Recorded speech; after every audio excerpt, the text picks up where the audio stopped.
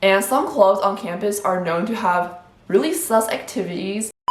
Is definitely one of them. I would be cautious when you recruit for those for many reasons. So in my previous video where I talked about finding internships, one of the first tips I had was to join clubs. And I know it can be really intimidating process for some students, including myself. I've been on both sides. I've been applying to clubs. I've also been a part of executive leadership boards on clubs. A lot of people ask me about applying to quote-unquote competitive clubs at UC Berkeley. And when I'm referring to these clubs, I'm mostly referring to a lot of these business and consulting clubs that have a lot of applicants but accept really little people. And I say competitive mostly in quotes because I think competition amongst these clubs is pretty artificial and actually driven by hype from most students, because they would do things like drop big name companies as their client base and use social media to hype up their organization to make it seem like it's more difficult than it really is. And I think a lot of it also has to do with feeling the need to feed their own ego, if that makes sense. Make sure to watch to the end for tips on how to apply to some of these clubs. Don't forget to like the video and subscribe to my channel in order to see more educational content from me. So first, I'm going to talk about how to find the clubs on campus. So at UC Berkeley specifically, and I'm sure at a lot of schools as well, there's so many clubs for you to join, and there's definitely something for everyone. So at Berkeley, there's over 1,200 student organizations on campus. If you are curious to find some of these organizations online, there's this website called CalLink. And if you go through the website, they pretty much have a database of all the clubs at UC Berkeley. Another website that is really useful when it comes to the recruitment season is sproul.club.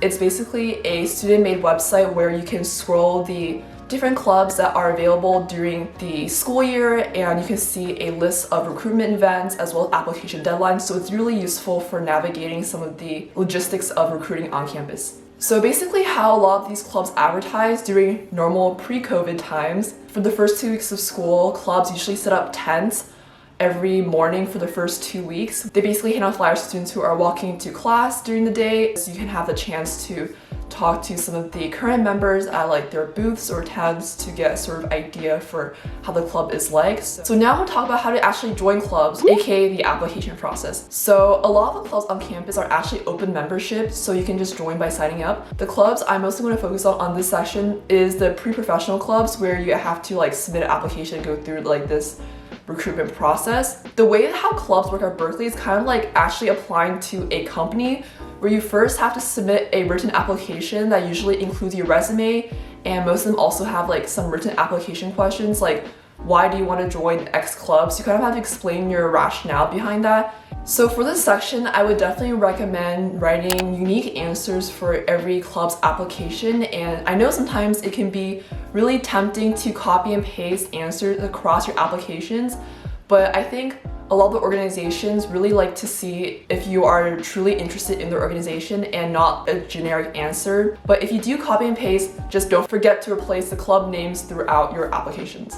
So after you submit the application, most clubs, especially business clubs, have 1 to 2 rounds of interviews, and some of the questions they ask are mostly behavioral questions about yourself, things you've done in the past, your leadership capabilities, and so on. So these are mostly basic questions about yourself. Just Google behavioral questions and you can find a list of questions that you can practice with. And depending on the club, they might be asking more technical questions. So some of the most infamous types of questions you will get in a business interview, for example, are case interviews. So basically that is a sort of scenario where you're given a business problem and you have to solve for specific numbers and specific cases. So to prepare for that, you can just Google case interview questions, and you can see a lot of videos and examples online about how to answer these types of questions. Wouldn't worry too much, because a lot of these interviewers are mostly seeing the way you think and not necessarily the right or wrong answer. So as long as you do some preparation beforehand, it definitely should be fine. So now I went through the general overview of applying to clubs.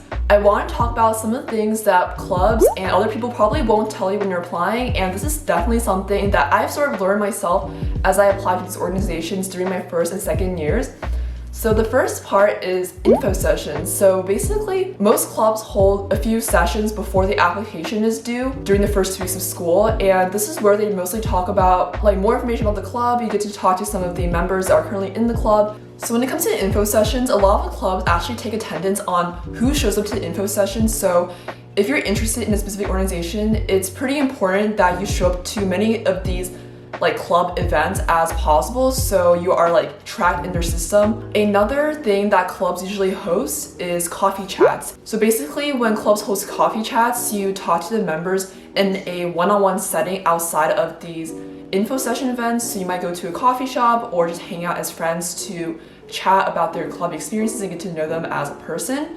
So basically this is a way for you to get to know members of the club individually and for them to like talk to you as well. It's a way for you to see if you get along with the members in the club. So in terms of like what to ask during these coffee chats, you can just ask them about their experience in the club, ask about their hobbies, and just sort of get to know them as friends and treat it as a friendly hangout, because you don't really want to make it seem like robotic or too fake, because a lot of people can see through that really easily. So the next point about what clubs don't tell you is pretty much the process is based on actually who you know and not exactly what you know. So I know qualifications and your interview abilities are important, but what actually gets you into the club is not necessarily your qualifications. It's mostly your personal relationships with the people in the organization. If you're friends with someone in the club, your chances of getting in are a lot higher. But I know this is really unfair because not everyone has like these sorts of relationships, but a lot of clubs prioritize these social relationships over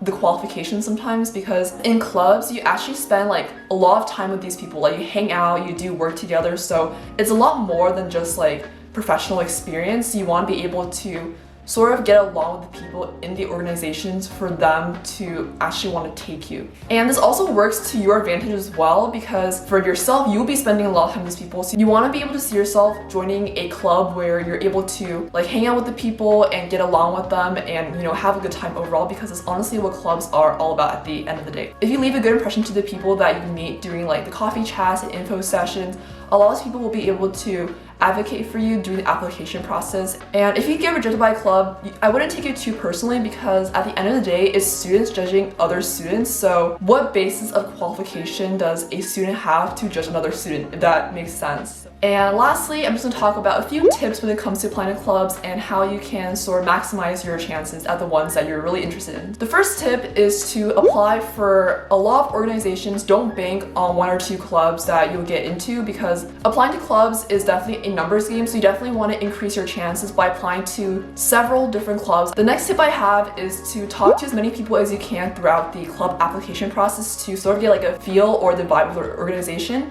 and you'll be able to tell if this group of people is a group that you're willing to spend a lot of time with if you get into the clubs. And also, I think especially in this club process, for my third tip is to stay true to yourself and, you know, be honest. Don't suck up to people just for the sake of getting on someone's good side. And I know it's really tempting to sort of conform to others' like thoughts and beliefs when you're trying to get along with people in a club. So the next tip is that if you're getting bad vibes from an organization, or if the people that you're meeting don't really seem like people that you click with, you definitely don't have to apply or stay around. And some clubs on campus are known to have really sus activities, aka business frats is definitely one of them, so I would be cautious when you recruit for those for many reasons. I know there's a lot of pressure for like professional development, things like that, but you just have to remember clubs are not just about the professional aspect, it's really about the social aspect and whether you can get along with the people in the organization. So I hope this video was helpful, and if you have any questions about the club process, I'll be happy to answer them in the comments below, or you can DM me on Instagram. And if you watched this far, I really appreciate you watching. Don't forget to like the video and subscribe to my channel for more educational content. If you like this video, don't forget to check out my other videos on how I found my internships, as well as how I got into Berkeley Haas. And I'll see you guys in the next one. Bye!